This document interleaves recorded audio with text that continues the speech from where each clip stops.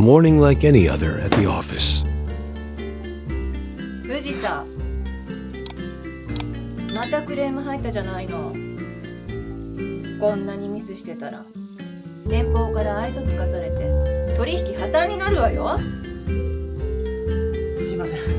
A young employee is having trouble at work, causing him to make constant mistakes. 毎日のように部長に怒られてんじゃん。あ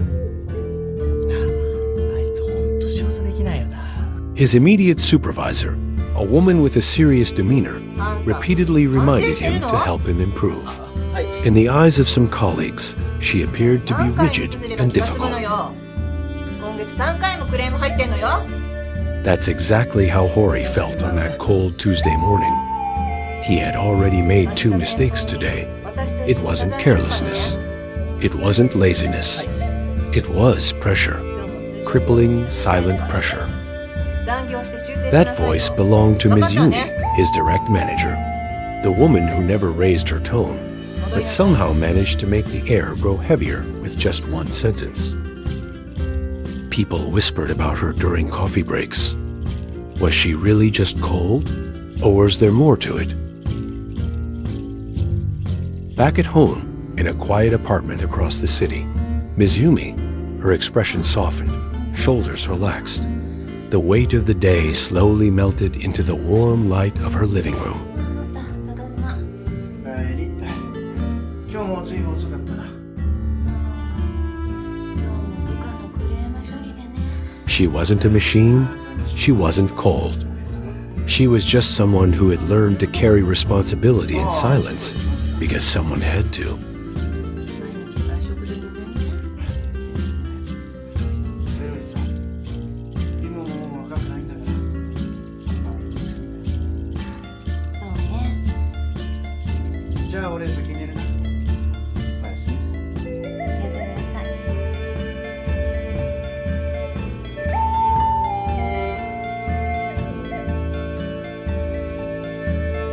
ストレスでおかしくなりそう。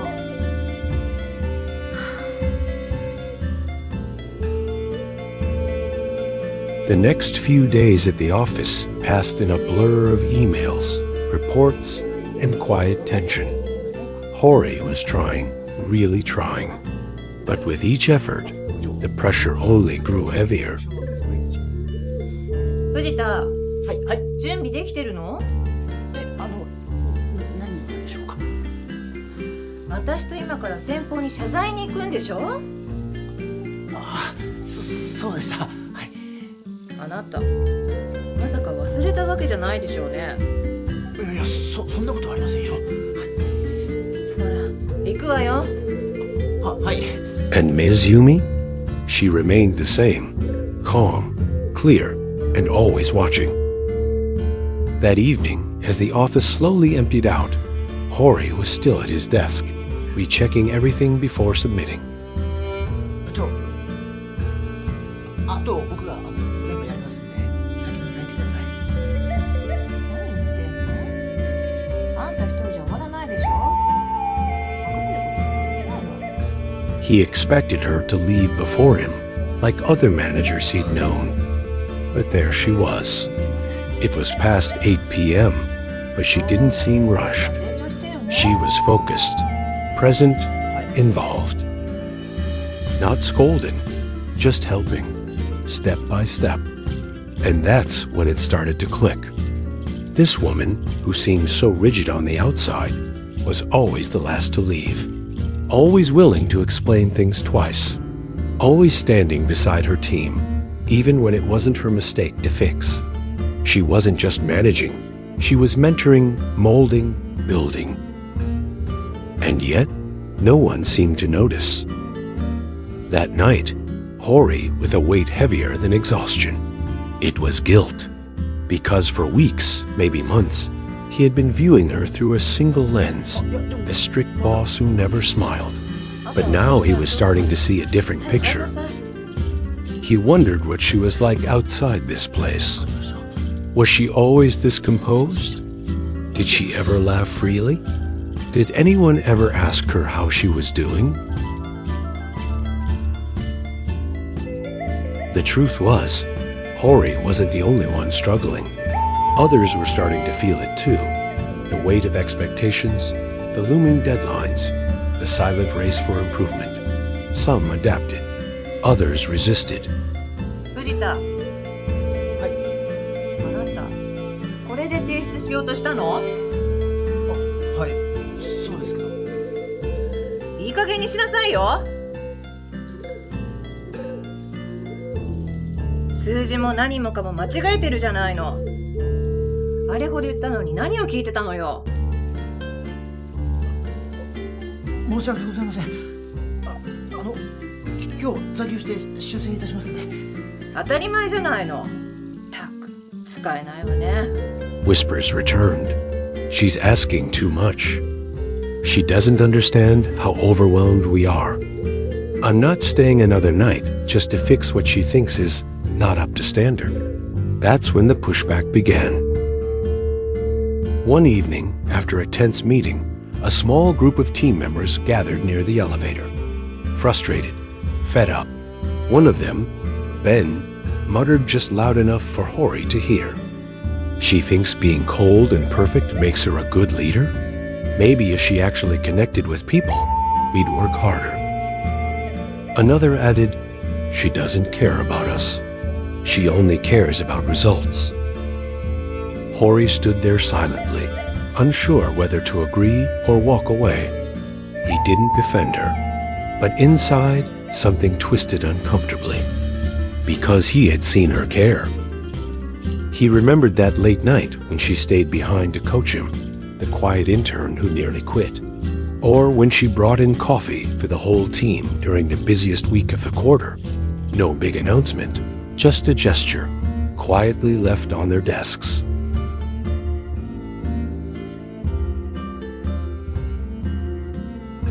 The next day, Ms. Lan called a meeting. We've been falling short, she began, as her eyes scanned the room. I've asked a lot of you, and I will continue to. Not because I expect perfection, but because I believe in what we're capable of. I know I'm not the easiest person to work with, she said, but leadership isn't about being liked. It's about being honest, especially when growth is uncomfortable. I don't expect any of you to be perfect, but I expect effort. I expect learning, and I expect you to care, not just about your tasks, but about your teammates and yourselves.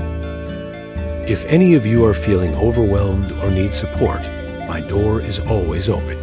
Truly, it wasn't emotional. It wasn't dramatic, but it was real. For the first time, Min saw a crack in her armor. Not weakness, but humanity. She didn't lower the bar. She simply reminded them why the bar was there. That evening, the office lights glowed longer than usual. Hori noticed something different. Something was shifting. And yet, Hori noticed that Ms. Yumi's eyes seemed tired. Not physically, but emotionally. How long had she been carrying the weight of everyone's development without asking for help herself? And for the first time, Hori wondered, who pushes the person who pushes everyone else? That question stayed with him.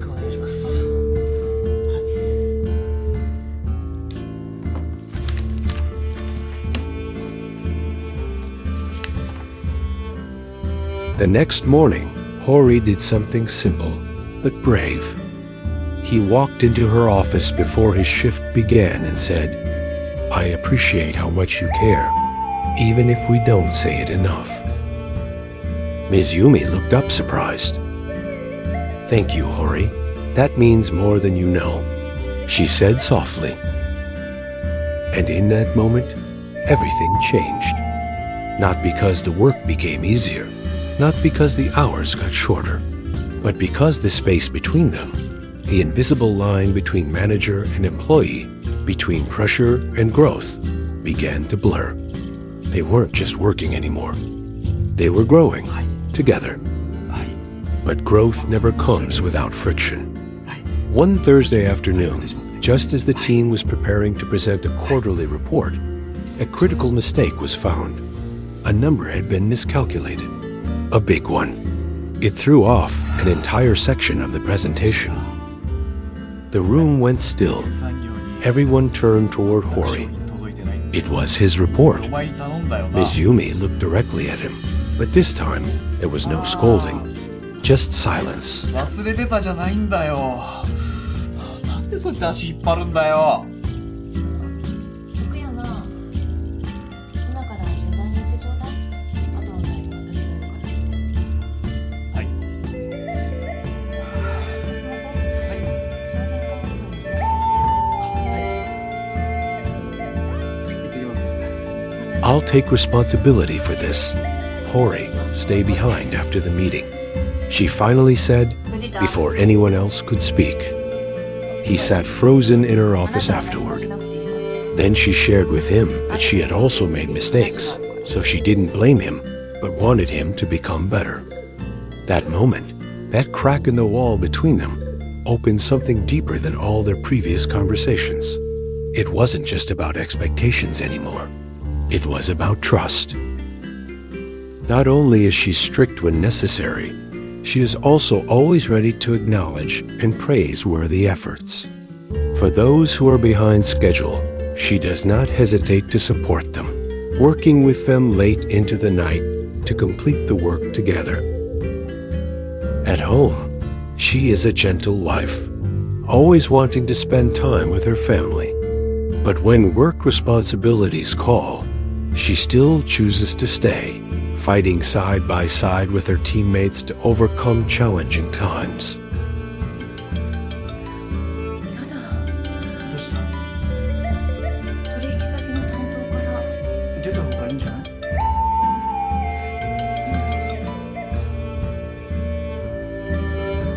はい、お世話になります。風間です。本当ですか？大変申し訳ございません。はい。早急に対処いたしますので。Months passed. Deadlines came and went, just like before. The stress never truly disappeared. That's the nature of work. But something in the air had changed. People spoke to each other more, not just about work, but about struggles, ideas, goals. 大丈夫？ Feedback became conversations, not confrontations. And Ms. Yumi?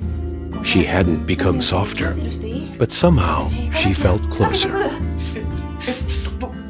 She didn't change who she was. She just let more people see why she was that way. And slowly, the narrative around her began to shift from cold and distant to reliable and inspiring. From too strict 当たり to 前じゃない someone who の。 holds us accountable because she cares. 指示いただければ。私がそばにいないと終わるわけないでしょ。データはあるのよね。はい、あります。あ、どうぞ。 And Hori had grown more than anyone realized. True growth doesn't come from comfort. It's built in quiet struggles, unseen effort, and the choice to keep going. Sometimes the people who push you the hardest are the ones who believe in you the most. Their pressure is trust. Their silence is respect. This isn't just a job. It's life. Don't be so quick to judge people by their appearance or their stern words. Sometimes that sternness comes from a place of dedication and a desire to help us become the best version of ourselves.